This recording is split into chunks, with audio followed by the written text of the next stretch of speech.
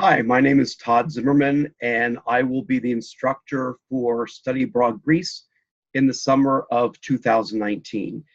Just a little bit of background about myself. I have been teaching history for Northampton Community College for 15 years, and over the last 5 years, I have been involved with the Study Abroad group at Northampton, and I've taken students to Athens.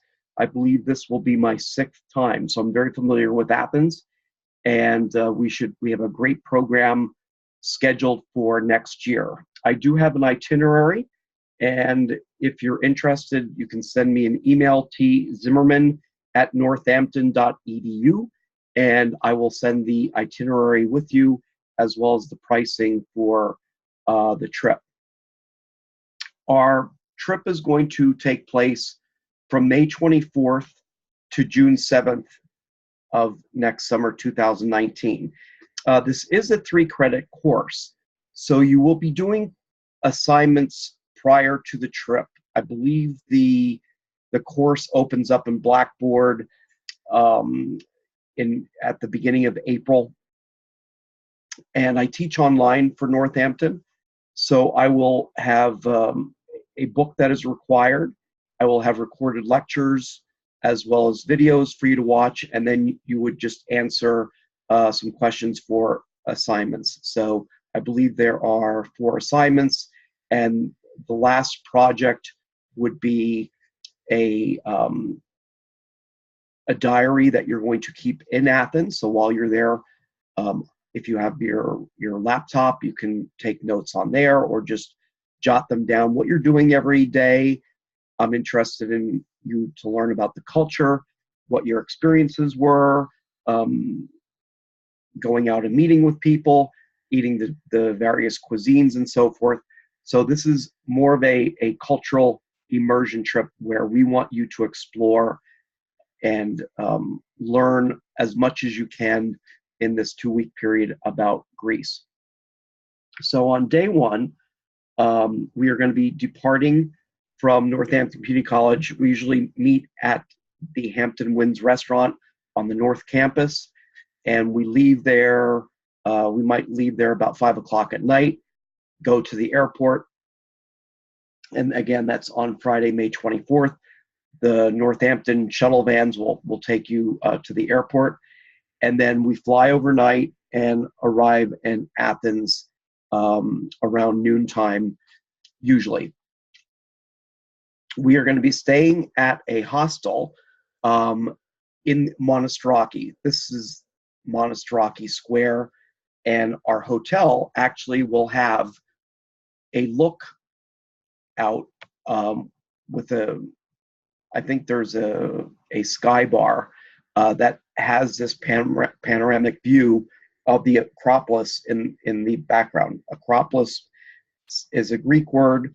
Polis, P-O-L-I-S, means city-state. So this would be the city-state of Athens, and Acro means the top. So this was the highest point of the city-state, and this is where they had their religious temples. So this would be, we would be arriving, again, Saturday, May 25th. This is day 2, and we're going to basically introduce you to the areas right around our hotel, Monostraki Square, this area in the orange building that actually houses a subway. We will be taking the subway to a few different places around the Acropolis, and it's very easy to use, so that would be a good thing to show you to do on the first day. Also, this area is known for a lot of inexpensive flea market goods in this area. This is Monostraki. And then if you walk in this direction, you're actually going to a more upscale area. This is known as Plaka, again, an upscale shopping area. So it's fairly easy to navigate your way around Athens. You think of the Acropolis as a big triangle. So in this one direction, when you leave Monostraki, you can actually go up to the Acropolis this way. If you go through Plaka, you can go around this way and then up the back way around the Acropolis. So again, we'll be seeing different areas on the first day that we arrive. We'll have lunch and then a welcome dinner that evening. Then on day 3, which will be Sunday, May 26th, we're going to do a walking tour of parts of Athens. We're going to go through Plaka, the upscale district that I mentioned, and our first stop will be Hadrian's Arch. Hadrian was a Roman emperor in the 200s, and he adopted Athens as his city other than Rome, and he invested a lot of money into Athens, and the people of Athens appreciated everything that he was doing, so they made this arch as a memorial to him. The bottom part is a Roman arch, and the top part is a Greek arch. So you may have seen this in a number of different art history books if you studied that course. Right behind Hadrian's Arch is the Temple of Zeus. There were over 100 pillars at one time. This was started during Hadrian's time to be the largest temple in the world. It was completed. It took a couple of centuries actually to complete, but due to an earthquake, much of it had been destroyed. And then usually what happened is people that conquered the areas might have used some of the parts of these down pillars for homes or other different types of monuments. So this is all that's left of the Temple of Zeus. From that part, we're going to be walking through the Botanical Gardens, and then past the Botanical Gardens is Syntagma Square. Syntagma means constitution. In the 1400s, the Byzantine Empire had been conquered by the Ottomans, the Ottoman Turks, and for 400 years, the Muslim Turks ruled over the Greeks, and in 1823 they gained independence, and the king and queen, who were actually Germans, took the throne in Greece. They first went to a town called Nafplio, which we will be visiting. They started that was the first modern capital of Greece in 1823, and then they were building some of these buildings, including this. This would be their palace, and again known as Syntagma Square. It is now the parliament for Greece, and you can see at the bottom they are having a changing of the guard. You have the tomb of the unknown soldier at the base. So we will be visiting this, and this happens every hour as far as the changing of the guard. So that will be day 3. Then Monday, May 27th, day 4, we are going to tour the Acropolis. We're actually going to start at the bottom, go up the sides, a hilly area, view a few temples, and this is a good time to point out that there is a lot of walking on this trip. So I suggest always during the day to wear comfortable sneakers, no sandals, no flip-flops, because you are going to be walking. We often will be walking maybe 3 or 4 miles a day, and Athens is hilly, so sometimes it may not be a flat walk. And there are a lot of steps up to the Acropolis. So once you get to the top, there's about another 100 steps. This is the main entrance. It's called the Propylaea. And then you go through this area, and then it's fairly flat. On the right-hand side is the Parthenon, and there's a temple called the Erechtheum that is on the west side. And this is the temple of Nike, although it's not allowed to be visited. It's off the grid, so to speak. This is the Parthenon. You can see that there is no roof. This was not devastated by a natural disaster.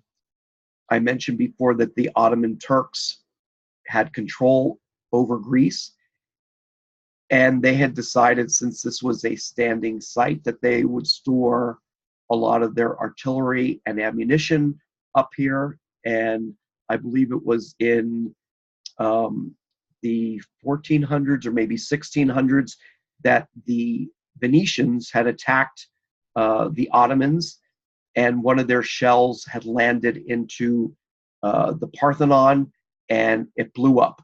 So the top was blown off, and a lot of different items in the interior. Notice that a lot of the sections had still still stood.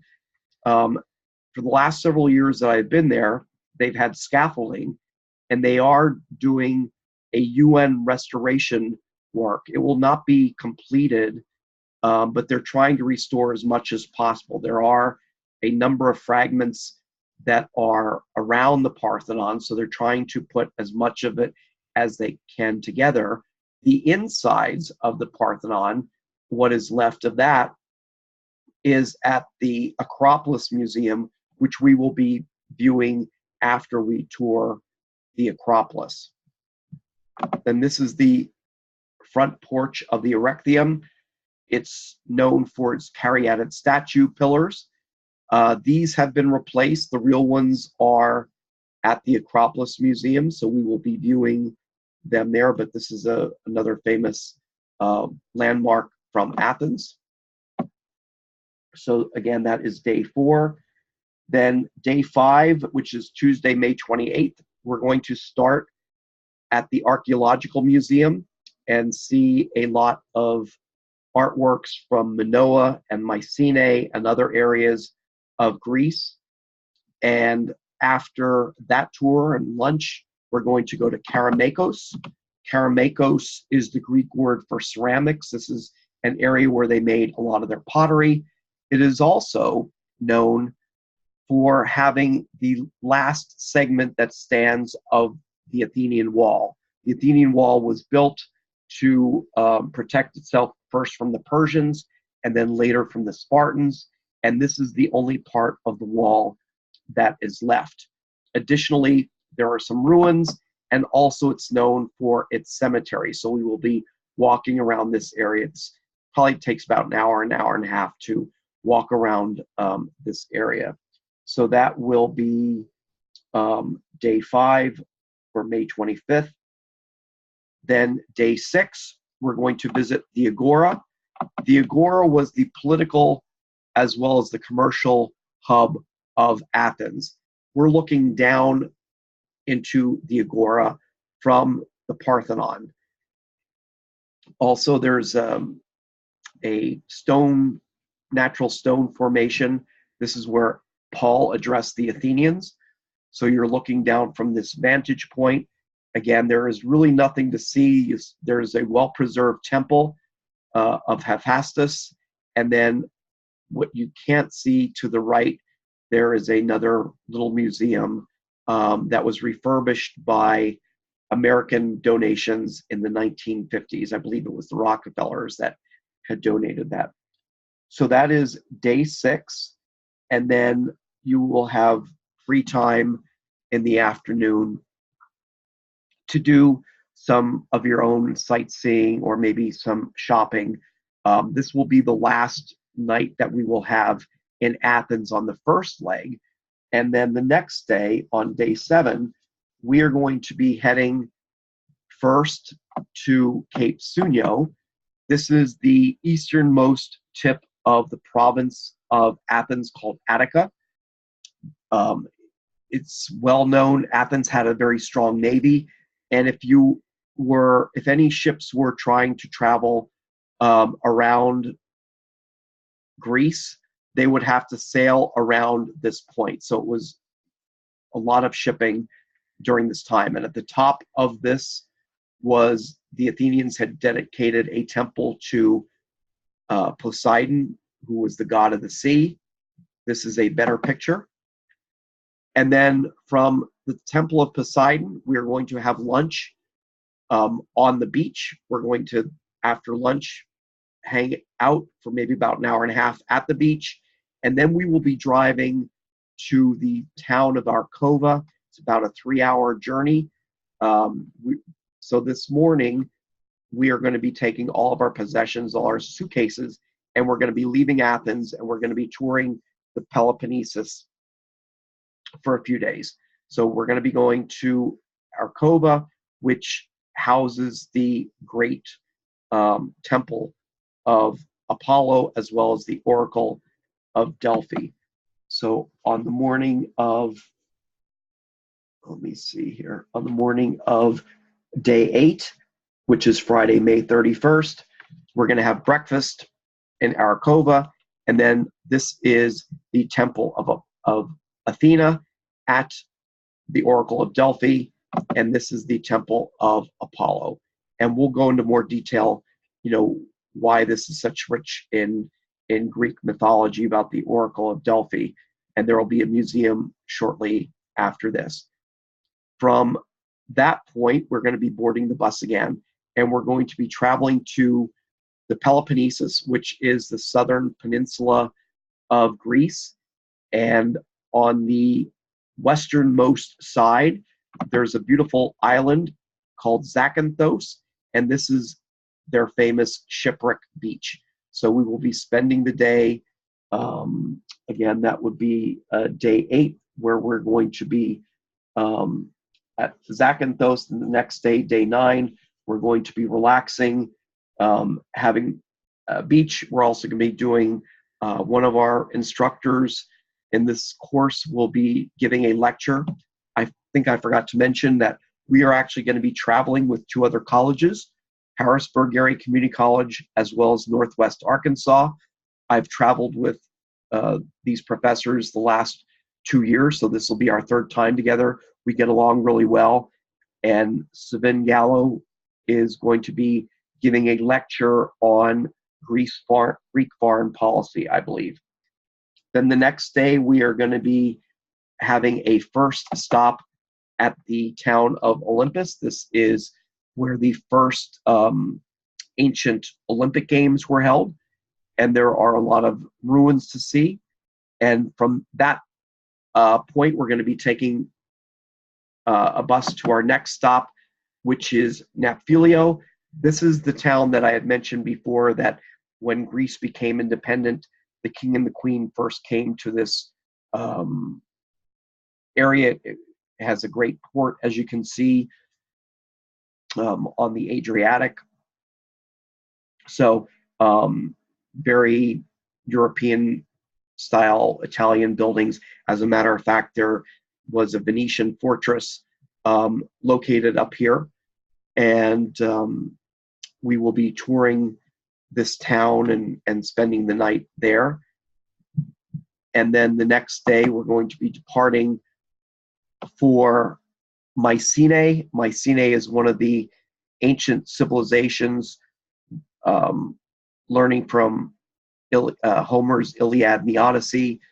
The Mycenaeans were the group supposedly that had gone to take back Helen of Troy. So it's rich in mythology. There isn't very much left of the temple. This was built on the top of a mountain. The one item that is still very visible, you have the fortified wall, but this is known as the Lion's Gate. This is actually the original Lion's Gate, very famous again. You'll see it in a lot of archaeological books. And then we'll tour to the top of where this temple was. Again, there's nothing that remains, but it's just nice to go up and see all of that. What does remain are tombs. This is a beehive tomb, and a lot of treasure was found in this one. They made it look like Greece is very hilly with a lot of marble. So what they did was they constructed this to make it look like a hill.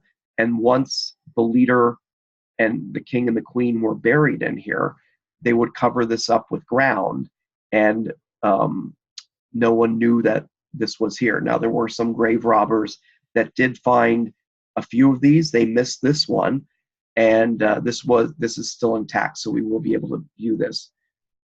After Mycenae, we will be having lunch and then going to the village of Epidaurus.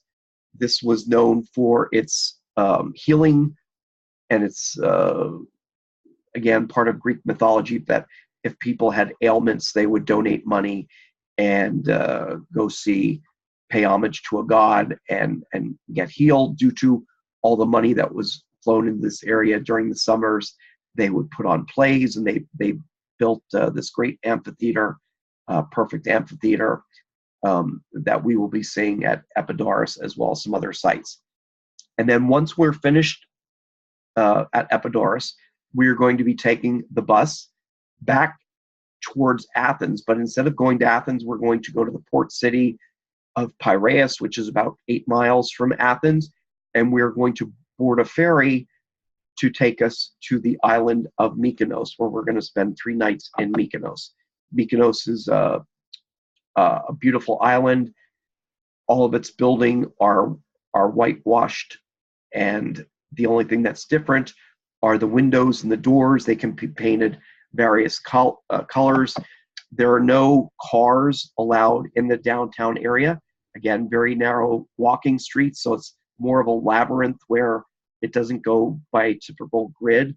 And once in a while you will get lost, but it's kind of easy to find your way around because you just kind of walk down through these alleys, and you either go from our hotel or you end up somewhere along the beach, and then you can kind of factor where you're going.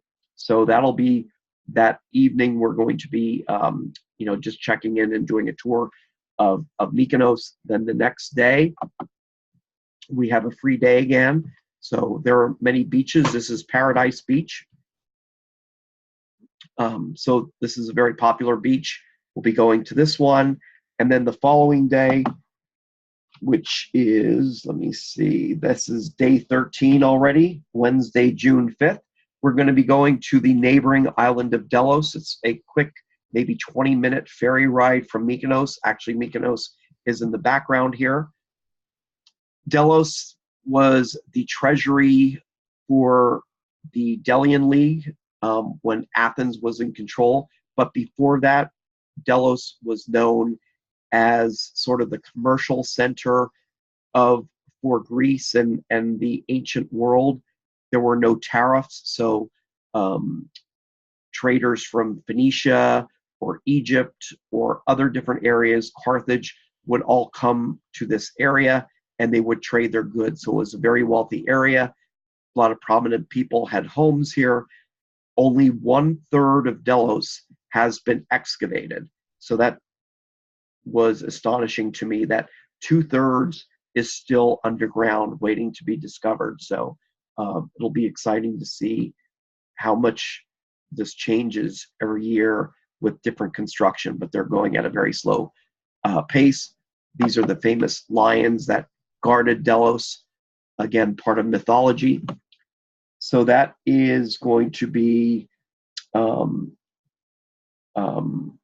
day 13, and then day 14, we're going to be departing from Mykonos in the morning, going back to Piraeus and then to Athens, spending a last night, day 15, in Athens. And we will have a farewell dinner. You'll be back in time, so if you want to do any last minute shopping, you'll have time to do that.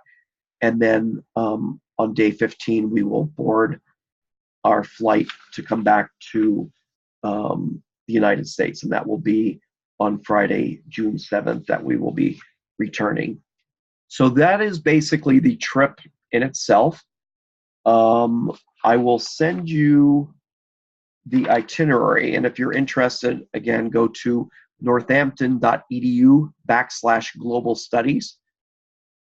If you can read about the Global Studies program, and you can scroll down to the Greece Study Abroad. And if you have not registered, you can simply register. You do not have to put any money down right away. But what's good about registering is that you can apply for scholarships. What I suggest you to do is stop in the Global Studies office, which is on the second floor of the center building. As you go around to the cafeteria, you'll usually pass by that from that front section. and Global Studies group, both Kim Berger as well as Nate Carpenter, will help you with getting any information that you want for Greece, as well as any of the other study abroad programs. As I did mention, there are scholarships available, so apply for those as soon as possible. In addition to that, there are other scholarships that you can apply for, such as a Gilman Scholarship. That's a reason why we have 14 days in Greece, so that you can qualify for those.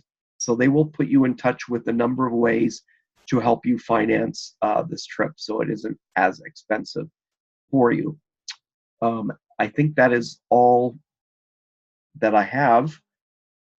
Again, if you have any questions, contact me, tzimmerman@northampton.edu. I'll speak with you over the phone, try to meet with you at Northampton. We can even have a one-on-one webinar where I can connect and answer any questions that you have. So I hope you enjoyed this presentation. I hope you've gotten an appetite to study abroad in Greece. We're looking for 10 people to go with us. So I hope you are one of those 10 lucky people that get to go. So thank you very much, and you have a good day.